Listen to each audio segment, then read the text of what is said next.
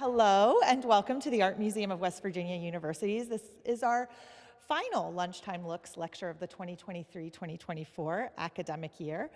And it is my pleasure to introduce our speaker, Than Saffel, who is the interim director of the West Virginia University Press, where he has also served as the art director and production manager and has been responsible for all of the visual material coming out of that press.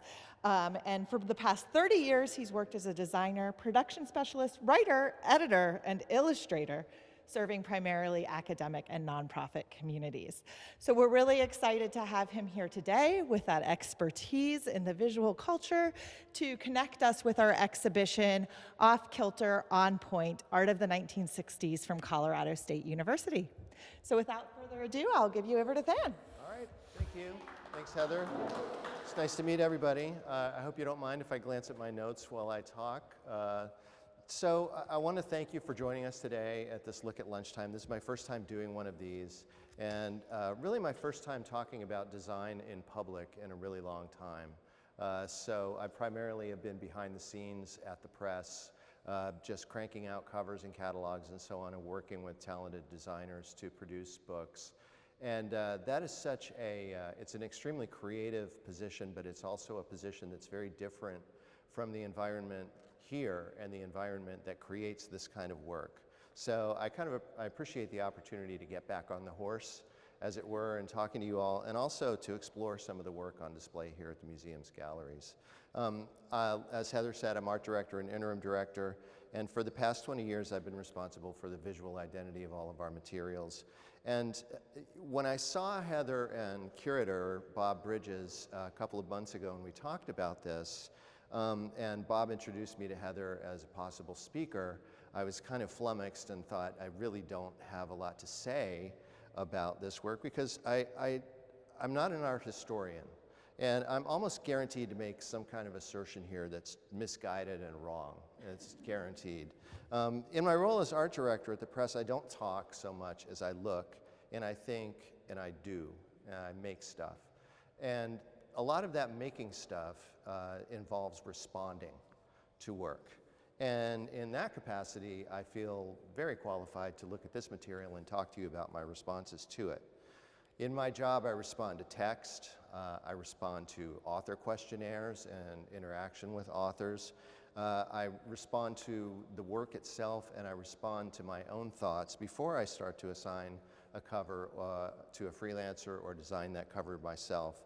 I respond to the needs of the marketplace, and I respond to the economic dictates of the publication process that tell me how much I have to play with in that publication process. So my approach to creating visual culture is very different from the approach of the people who have created the visual culture that we see around us, in the sense that I'm thinking about what my visual object that I'm going to work on and make will do. And it's beautiful to come into these spaces where the only role that these works have is to provoke us, to provoke our thought process, and also to provoke us visually.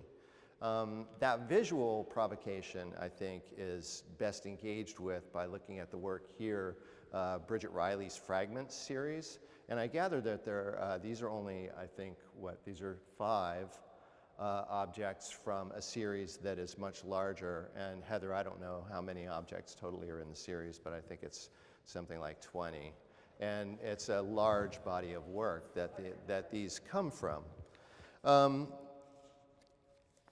The thing that I really enjoy engaging with in this material is the sense of play that is going on here. When I am designing a book cover, I'm involved in a process that has certain requirements. But before I start to worry too much about fulfilling those requirements, I have to play with the ideas for a little while, step back from the ideas in the text, and decide what approach I'm going to have with them. I have to forget about the goals that I have in mind, and I have to just engage with the work and play with it. The great thing about book design is that play can occur at all kinds of scales and in all kinds of ways. So book design, we might think of, is a primarily visual creative act because we're creating something that buyers and readers are going to interact with. that's going to in some way color the way that they involve themselves with the text or with the work. But that play doesn't necessarily have to result in a visual design that is playful. That sense of play means taking all of the ideas, tossing them around until you come down and figure out what the nugget of the problem is, what the scope of the problem is, and what your solution should achieve. It's really a kind of defining and establishing a set of literary or scholarly aims, and then trying to play with visual ways of arriving at them. So I respond to that material in that sense of play, and I also respond to the culture around us always, and I'm bringing that wider sense of culture into myself and trying to push something out that responds to the work that I'm designing a cover for. So to that end, I am a voluminous recorder of visual culture. I joke with my family that most people go to New York to take in a show, and I go to New York to take in the signage. So I'm walking around always in New York, and everybody's like, "Daddy, come on," you know, and I'm standing in front of a hotel trying to get the perfect crop of a sign or something like that. Or a telephone pole stuffed, you know, full of flyers that's now primarily staples. I have possibly 1,000 pictures of telephone poles covered only with staples, and probably the same number of bicycles.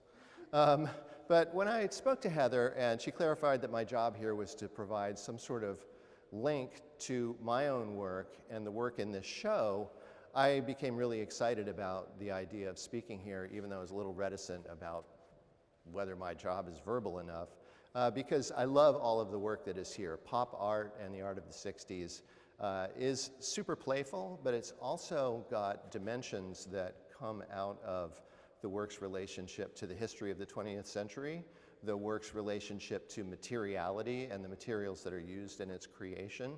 And there's a sense of play, but there's also a sense of a very specific and intentional reduction of the kind of loose parameters in creating an artwork to take the artist's ideas and transform them a lot of times through some kind of process that flattens those ideas out and creates an artwork that is visual in a kind of reductionist sense. And I really love Bridget Riley's work in that way. I think what we're seeing here in Bridget Riley's fragments is, first of all, really interesting, is that she is defining a visual program. She is saying, these are the kinds of marks I'm going to make. These are the kinds of experiments I'm going to conduct. This is what I'm going to do, and I'm going to place it before you. And furthermore, what she's going to do is she's going to take those ideas that she has gotten in terms of the marks that she's going to make, the shapes that she's going to put in front of us, and she's going to reduce that element of handwork by creating these things very, very carefully, creating a really rigorous program of dealing with the material, and then dealing with it in a way that's totally beguiling in terms of what she's doing with the way the shapes interact with our eyes. And yet she's also producing them in a way that takes away the mark of her own hand. So in a way, she's doing these things that are sort of obviously her totally personal exploration.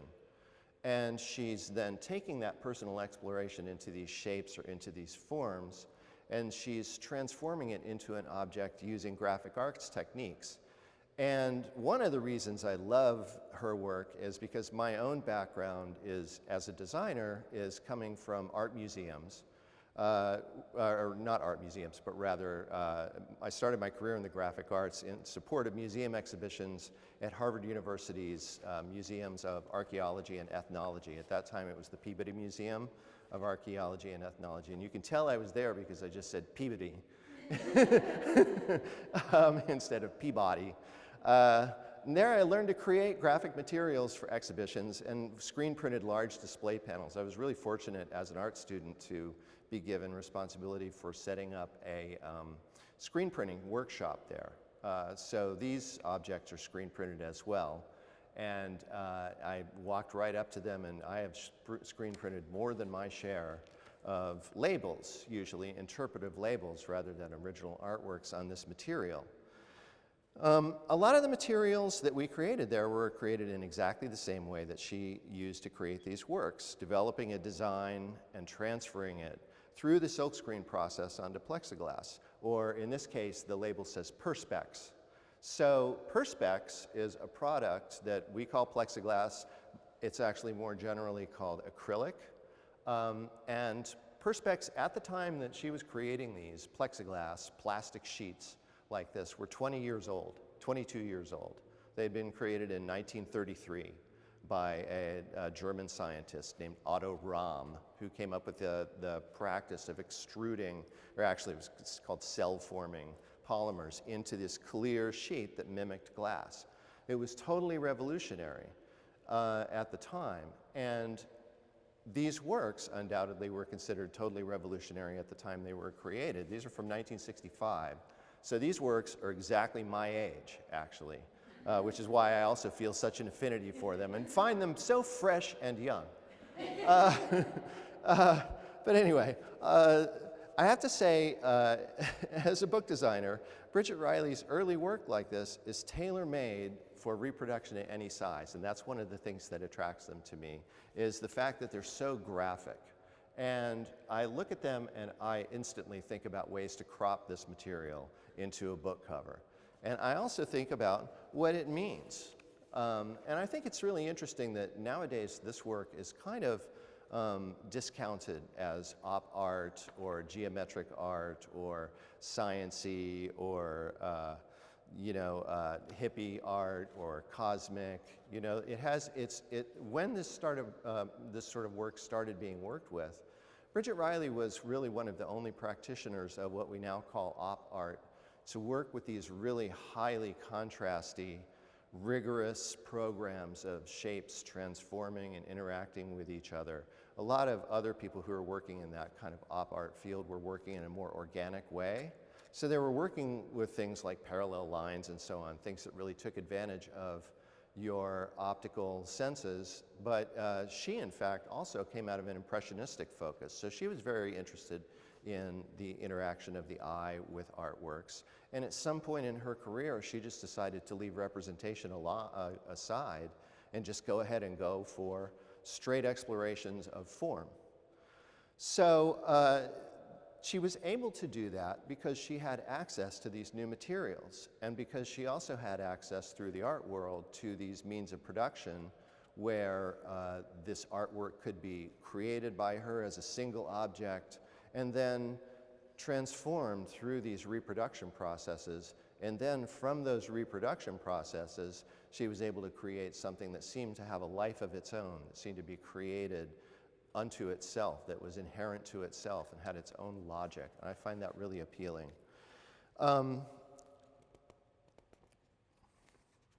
thing that I really like about this work as well, or the thing that I find beguiling about it, is that as a book designer, I look at this material and it makes me think of, as I said before, looks for book covers. Every one of these items has a separate visual program that's being applied, and they're really quite different. And it is her exploration that makes it interesting. And that's one of the things that fascinates me to this day about the design process, the degree to which a design, through the way it slots into the cultural milieu and our expectations about what art is, and evokes feelings, emotions, memories, cultural affiliations, economic status, and so on, just through the association of certain types of imagery. So this is eminently 1960s work. And at this time, we might think that this is work that is science-y or would be more appropriate to a poster in somebody's room or something like that, especially in 1967. But they represent engagement with shapes to take away the need to represent the artwork in any way and to present a purely visual and optical experience for us. All of these different notions factor into my work when I'm developing looks for a book cover. I'm thinking about all these associations, and I'm also thinking about the formal program that I'm going to create for that book cover that needs to have its interior logic and that needs to both represent the work and represent some kind of interior state, but also be a satisfactory visual experience so that you keep looking at it, you keep coming back to it. You keep trying to engage with it. And I think there's something about Bridget Riley's work that really invites engagement and also disinvites that engagement. And I find that tension between, oh, I've seen that before, and what she was actually trying to do and the revolutionary qualities of her material really fascinating.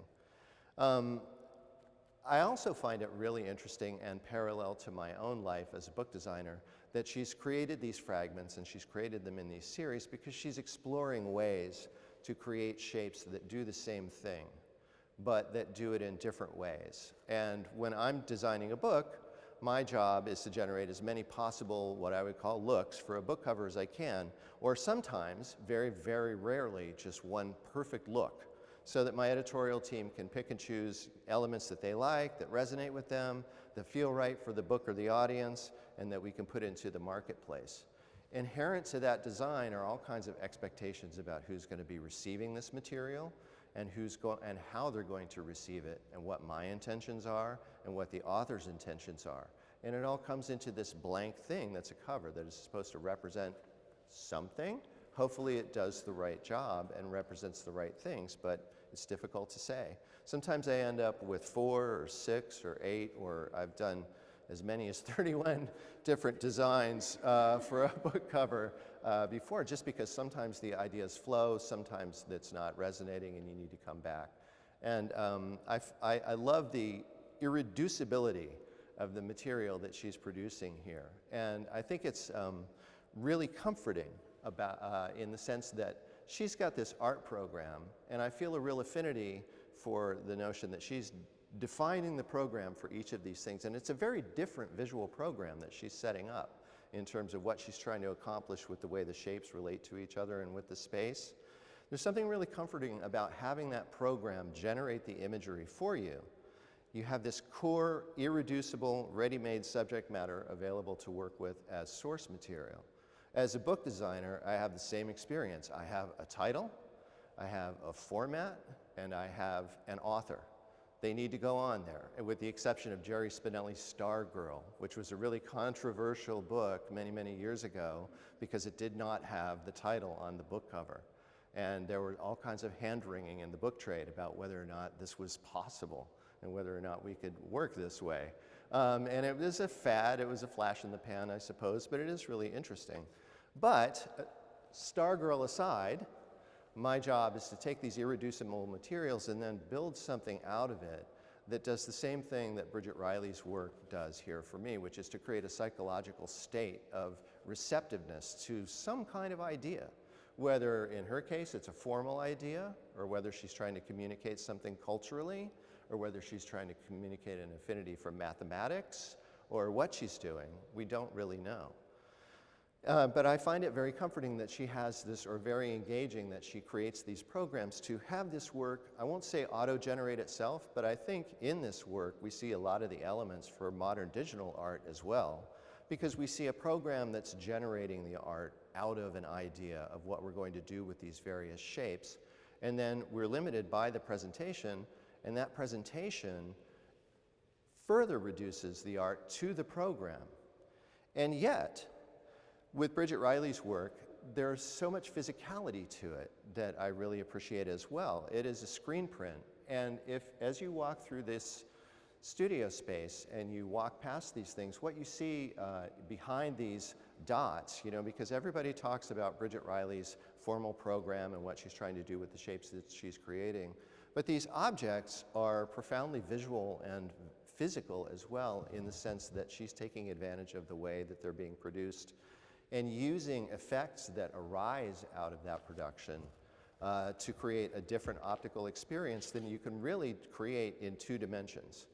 And so it's not 2-dimensional art. These are 3-dimensional objects that are very much using a 2-dimensional design as their source. And what really gets to me about them is the cloud of shadow or glow that you see around the shapes in themselves. And that's totally related to the creation of the work. You couldn't do it on glass because glass is going to refract in a different way. And you couldn't do it on paper because it's flat, although Bridget Riley certainly created her share of works on paper. These things in particular are dimensional to me in a way that they're not just designs. This isn't just a shape printed on a thing for you to appreciate the design. It is a visual object that has a subtlety that comes out of these like mechanical modes of presentation that create that subtle effect of glow and engagement and energy.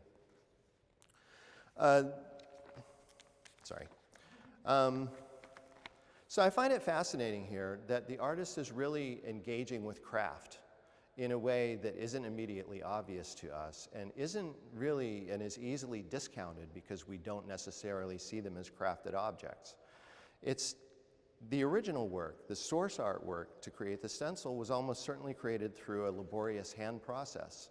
So she had to create this program, but then she had to sit down and execute it by hand and carry that program through all the way through the screen printing process. Computers were not in wide use at that time. She would have used French curves and straight edges and compasses and most likely have inked them in with a brush or a technical pen.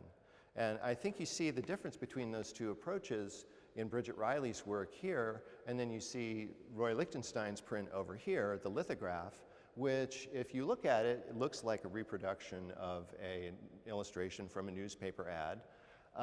But once you get up to it, and it actually is a lithograph that was created as a promotional piece by the Leo Castelli Gallery for a group exhibition that included Lichtenstein, I believe. And that object over there is not a flat object in any way. It is highly lithographic in the sense that you are meant to appreciate the technique that was used to create it. You can see the brush strokes that he used to lay down the resistive material on the lithographic stone. You can see the decisions he was making as a draftsman with his hand and his eye. As you get closer and closer to that, you can see that the strokes are not single strokes, they're sort of semi-transparent. Not a lot of effort has been made to create artifice or to create a flat form. And I think that the reasoning behind that is because this is a poster that was created for an exhibition at a fine art gallery that had to have connotations of artistry and fine art. So it's a stone-based lithograph, which would be a reproduction method that would be more acceptable to the perceived audience. Bridget Riley does not care.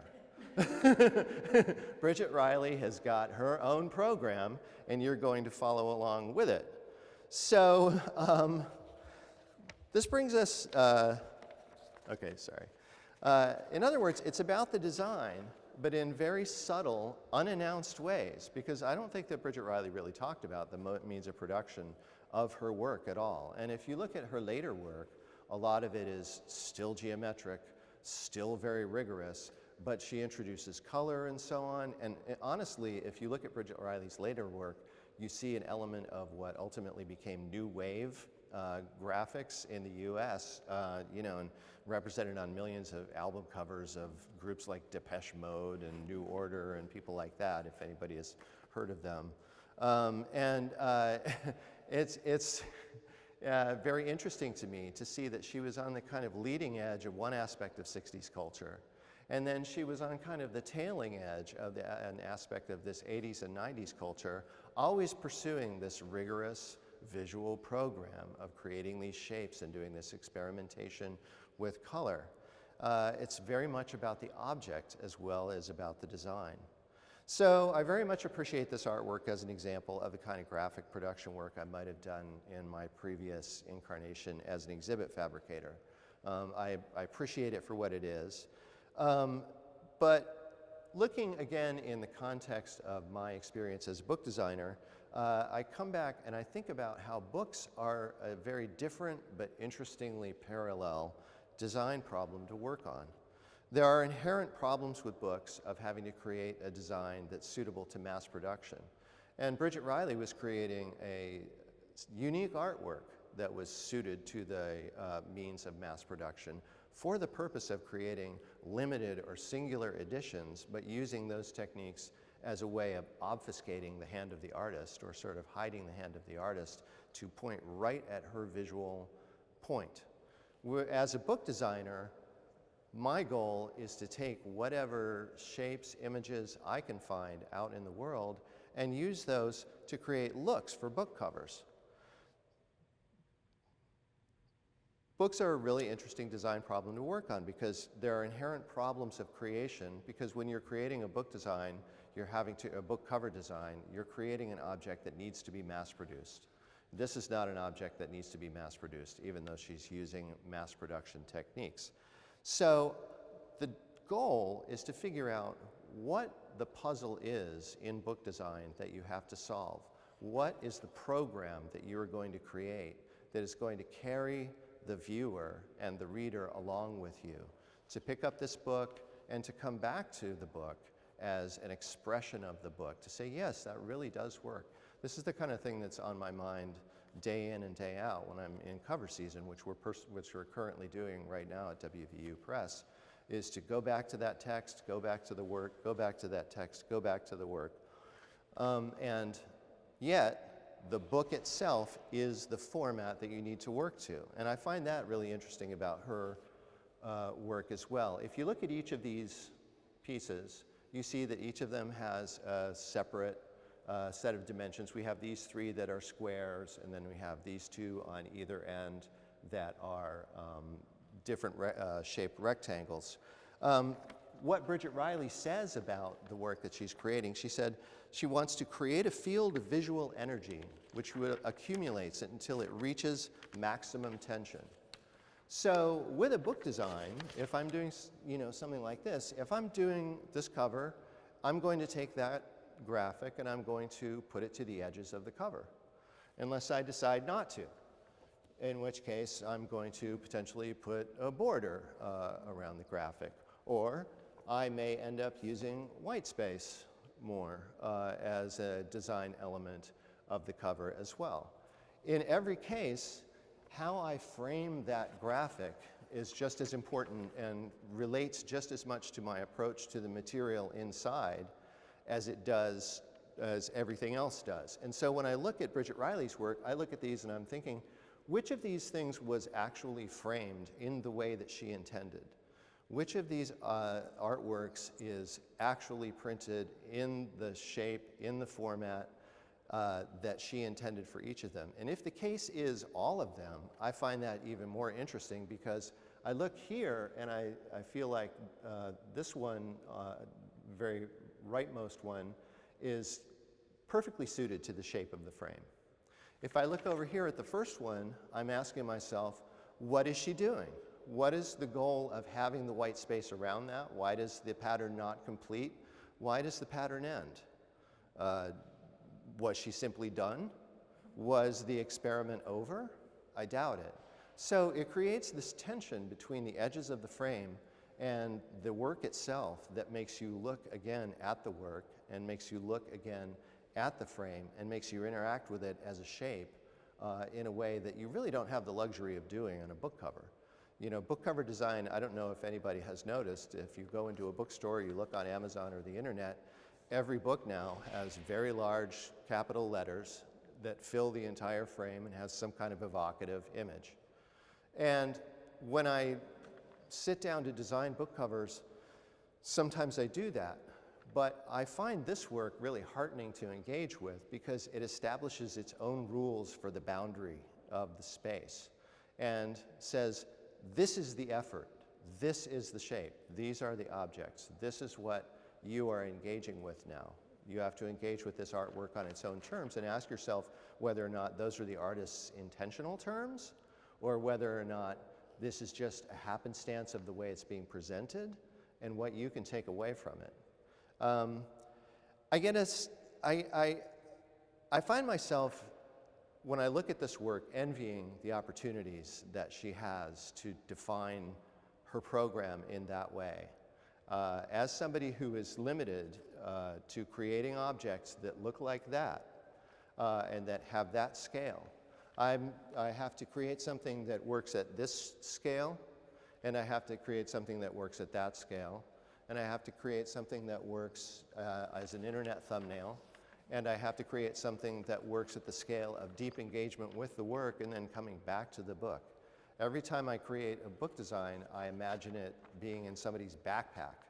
and hoping that it is a well-worn book that they come back to and that they look for, and they say, oh, there it is, you know, and appreciate it and engage with the design in a way that hopefully that I engage with Bridget Riley's work.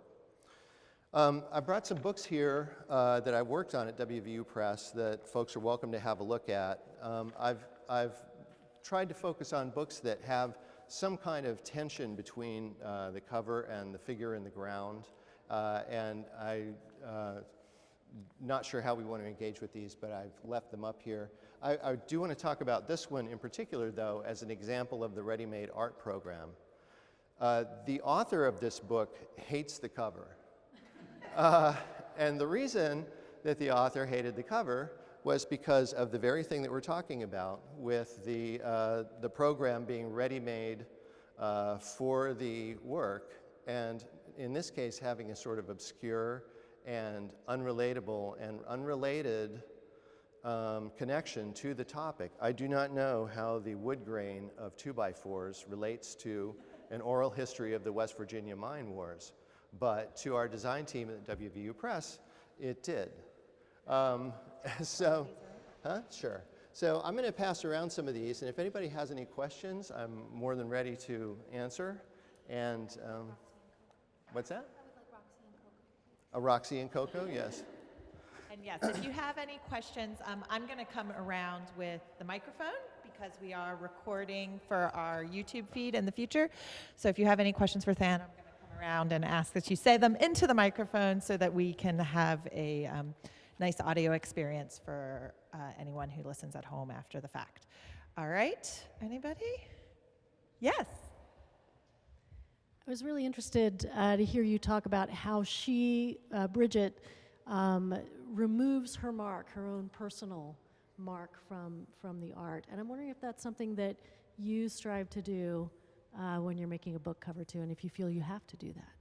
I mean, the fact of reproduction removes the mark of the individual to some degree. And so that's what I find particularly interesting about her work, is that she's engaging with a form of reproduction that's really reserved for the mass marketplace, for visual arts, for signage.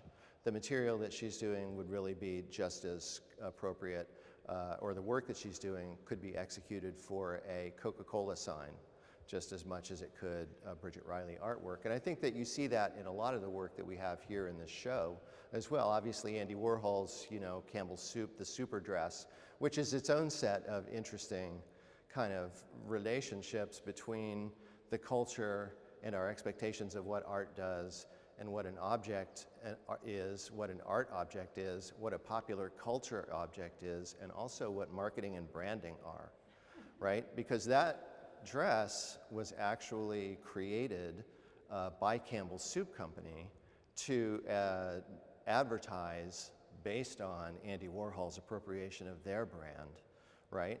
And so if you actually look at the dress, I don't know, Heather, maybe you know, how many of those were produced? So we don't know because it was literally a mail 2 coupons in and a postcard. So we don't know. What we do know is that there aren't many that remain, which is why it then cycles back to be an archival object that is appropriate in a museum, because this was also part of a 1960s trend of disposable clothing. Right. So now we talk about trying to reuse clothing and move away from fast fashion. Not terribly successfully, but as part of the conversation about climate change and global warming and things like that. But at the time, it was part of this, this trend of disposable clothing. So people got them and wore them, and they kind of fell apart, and they threw them away. So there aren't many remaining. Yeah. And there's one in the Met. There's one. So we had everyday prosaic object, Campbell's soup can. Andy Warhol turns that into fine art. The Campbell Soup Company sees that as a leveraging point, turns it into everyday prosaic object again, and then that becomes rare and valued, so then that becomes a fine art museum object again. So it's cycle, cycle, cycle. But I wanted to comment exactly on that as we look through the artwork of the 1960s and the efforts that artists were making, both in op art and pop art, that you exactly hit the nail on the head, that moment of taking away the hand of the artist And reproducibility was very much part of the sensibility, and this is why Andy Warhol calls his workspace the factory.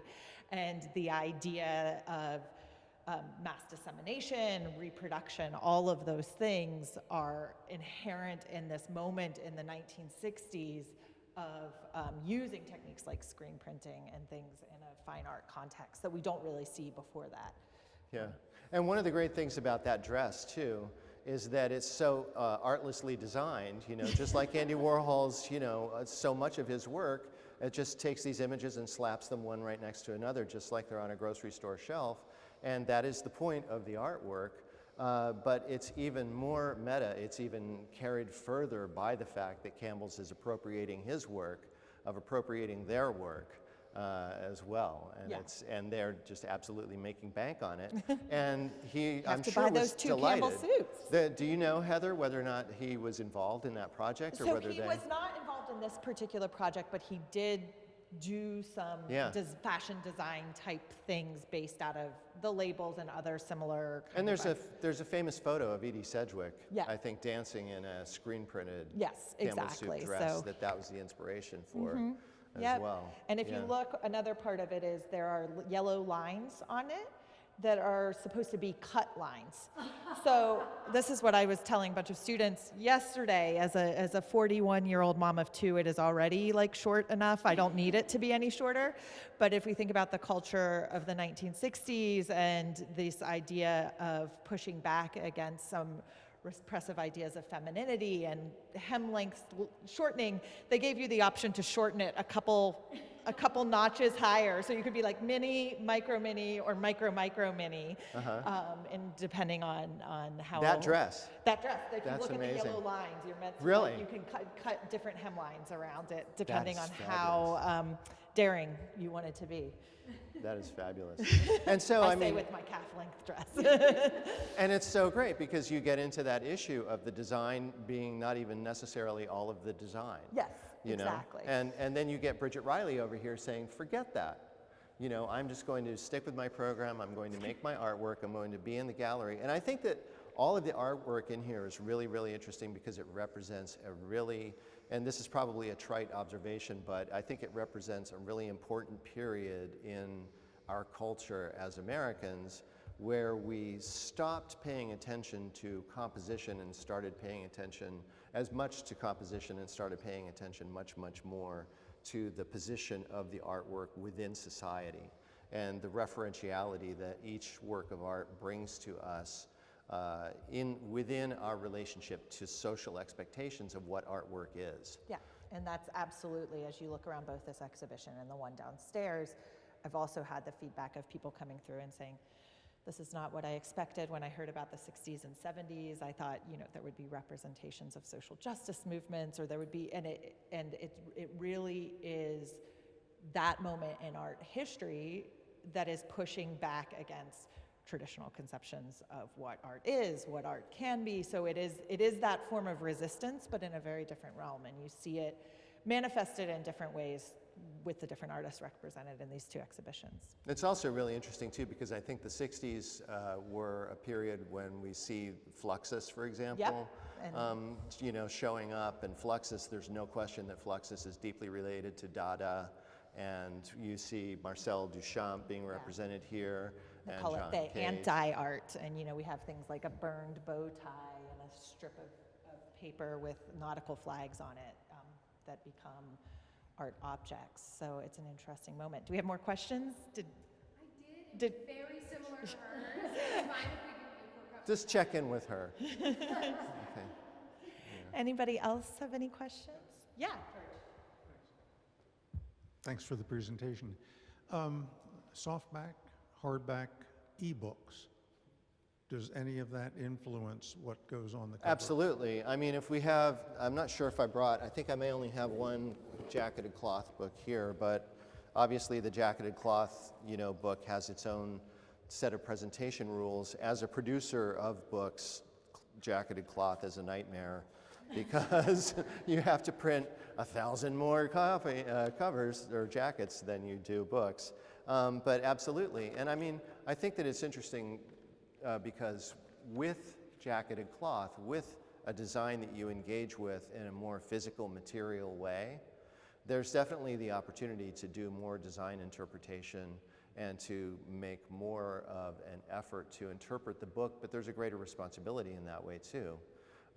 You know, you really have a lot more material to work with, but our expectations are different now from the period when jacketed cloth was totally common, or when laminated or stamped bindings were really common as paperbacks and things like that. Back then the object was the book was much more of an object than it is now, you know? And so really ebooks, I think you could make the argument that there is a disassociation from the physical object that's not totally dissimilar from what we're seeing with the Bridget Riley work that we see here, except she's inviting us to engage with that physical object, but the physical object is emphatically 2D until you engage with it further, which is interesting to me. So I actually am going to have to cut us off because we have a very busy day here at the Art Museum of WVU. So in a mere 15 minutes, a student who is in an arts administration practicum with me is going to be running an art making workshop and gallery talk in our lower gallery relating to the art making activity is painting pots and planting succulents, and we're going to connect some of the abstract work downstairs to the environmental justice movement and how that was kind of born of the 1960s. So it's an exciting day at the Art Museum, but it means that I've got to keep it moving. But with that, I would like to extend my sincere thanks to Than. And I have to say, this is closing my 9th academic year of doing these talks. And this is exactly what they're for. And it's very funny because the very best speakers I've had in the series all open with, Heather asked me to do this thing, and I didn't think I could do this thing because I'm not an art historian. And then they go on to make, but that is actually exactly the impetus behind this series, is we have such a rich academic and creative community here at WVU and in Morgantown who can share their interpretations of this work through a very specific lens that is different from what we typically get. And so I think you encapsulated that beautifully and the mission of this program, and is a great way to cap off this academic year of offering. So thank you very much. Great, well thank you. Thanks everybody. Thank you.